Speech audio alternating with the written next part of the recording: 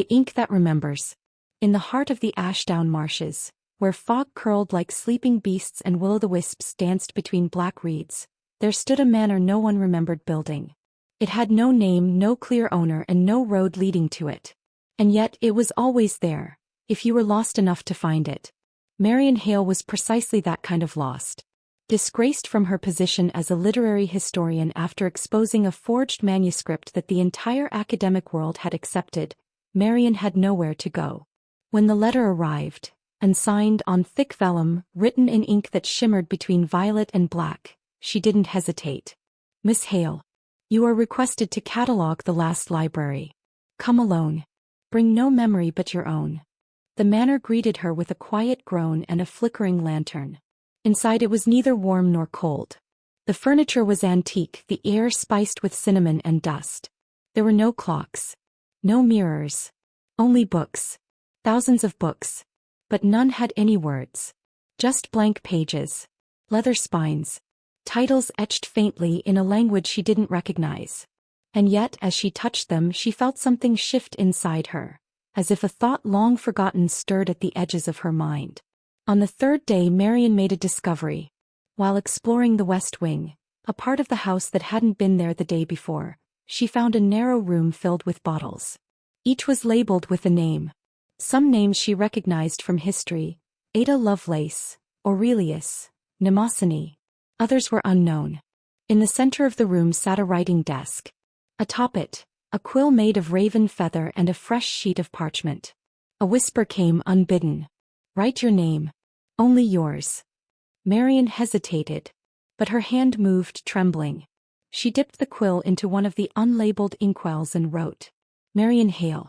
The ink shimmered, gold this time, and her name absorbed into the parchment like a drop of rain into parched earth. Then the whisper again. "Read." She turned to the nearest shelf. One of the books, previously blank, now bore her name. Opening it, she found the first chapter of her life written in precise, elegant prose.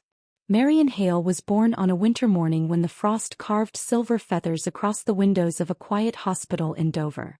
She did not cry when she arrived, not out of silence but defiance. It was her life. In full. Things she remembered. Things she had forgotten. Things she had buried. The book remembered everything. Marion spent days, or was it weeks, exploring the house. Time behaved strangely within its walls. Sometimes night came and went in moments. Other times the sun stalled above the horizon, refusing to rise or fall. She discovered more than rooms. She discovered worlds. Behind the library was a garden unlike any she'd ever seen. Trees bore ink-black fruit, and silver ivy whispered in languages that weren't spoken.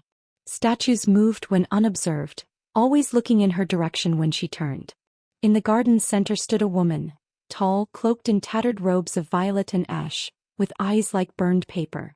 "I am the archivist," she said. "And I am dying." Marion asked what this place was. The archivist explained. "This is the library of memory, not of stories told but of truths lived. Every life leaves an imprint. Most fade. A few endure. These are written here with living ink." But the ink was running dry. The memories fading. The ink bearers, those vessels who held memory for the world, had been lost or broken. Except for one.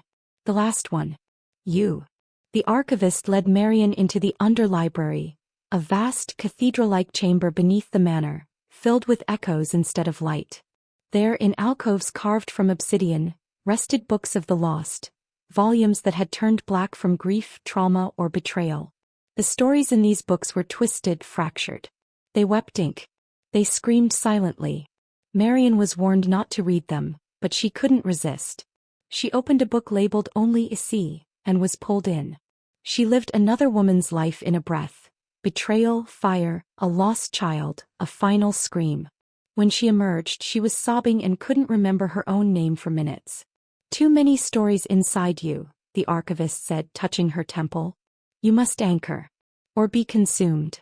And so Marion began to write herself, her real memories on real parchment using her own ink. Each word reclaimed her, anchored her. But she began to notice a horrifying pattern. Each time she wrote a memory, someone in the world forgot it. It was not just her story being preserved. It was being transferred. Memory was not infinite. The ink was made of what people forget. At last Marian faced a choice. The manor was decaying. The archivist was vanishing, her body turning to dust with each passing moment. And the ink was nearly gone. But there was one vial left, labeled with no name, only a symbol.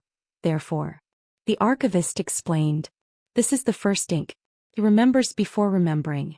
If you take it, you will become the new archivist. Your body will wither. Your name will dissolve. But the library will live. And if I don't? Then the library dies.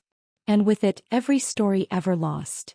Marian stood at the edge of decision, the vial warm in her hand. She thought of her disgraced life. Of the lives she had read, felt, endured. Of the blank books on the shelves waiting.